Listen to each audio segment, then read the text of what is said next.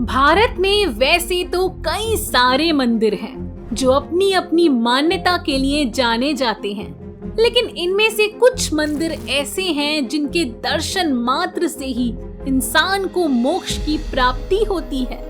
और पुराणों में यह कहा गया है कि हर इंसान को मोक्ष की प्राप्ति के लिए अपनी जिंदगी में 4 धाम की यात्रा जरूर करनी चाहिए।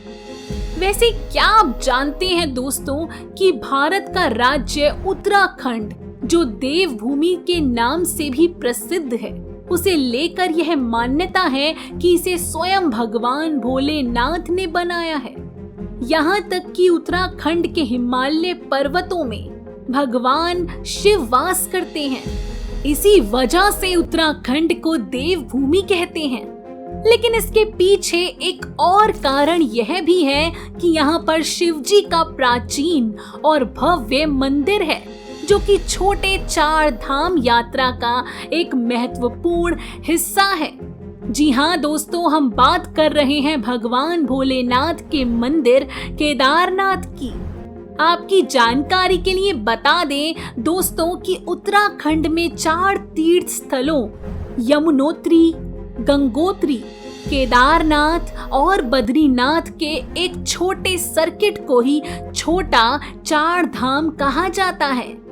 दोस्तों, स्वागत है आपका हमारे YouTube चैनल हिंदी पैक पर, जहां हम लेकर आते हैं आपके लिए इंटरेस्टिंग, मजेदार और महत्वपूर्ण जानकारी देने वाली वीडियोस। और आज के वीडियो में हम आपको बताएंगे कि आखिर क्यों नहीं खुलता केदारनाथ मंदिर 6 महीने तक। दोस्तों, केदारनाथ मंदिर को लेकर वैसे तो कई सारी मान्यताएं हैं और कई सारी कहानियां भी हैं, लेकिन क्या आप जानते हैं कि केदारनाथ का नाम आखिर केदारनाथ कैसे रखा गया?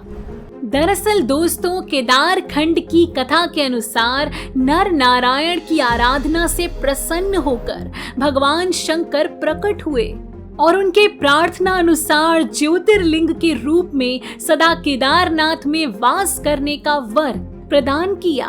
उस समय यहाँ केदार नामक धर्मप्रिय राजा शासन करते थे और उन्हीं के नाम पर इस क्षेत्र को केदार खंड का नाम दिया गया।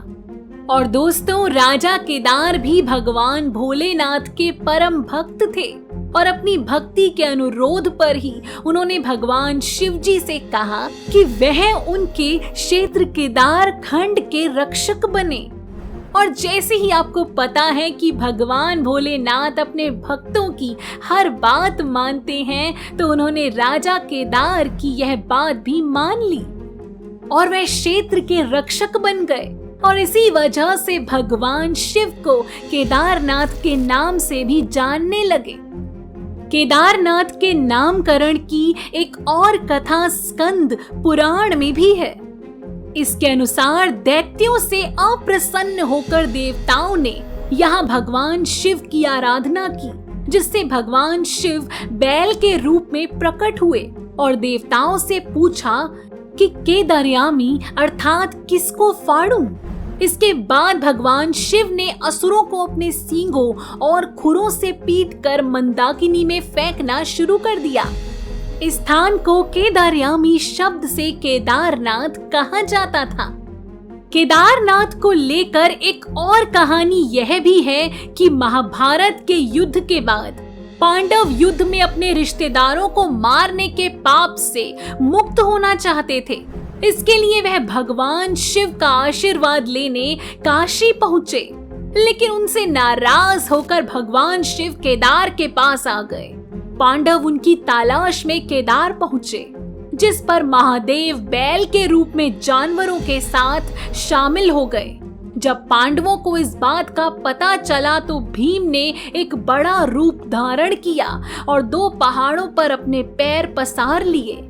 सभी जानवर भीम के पैरों के नीचे चले गए, लेकिन भोलेनाथ नहीं गए। भगवान शिव बैल के रूप में जमीन पर ध्यान करने लगे।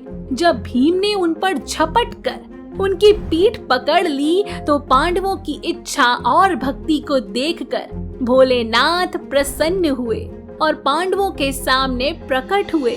भगवान शिव के दर्शन से पांडव पाप मुक्त हो गए तभी से बैल की पीठ की आकृति पिंड के रूप में भगवान केदारनाथ की पूजा होती है।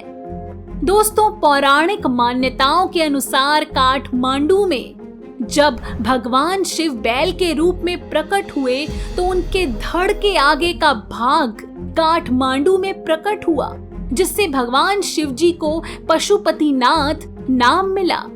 उनके धड़ के अलावा तुंगनाथ में भुजाएं, रुद्रनाथ में मुख, मदमदेश्वर में नाभि और कल्पेश्वर में जटा प्रकट हुए। इसी वजह से केदारनाथ समेत इन 5 जगहों को पंच केदार कहा जाता है। दोस्तों, इसलिए ही केदारनाथ उत्तराखंड में 4 तीर्थ स्थलों का एक महत्वपूर्ण हिस्सा है।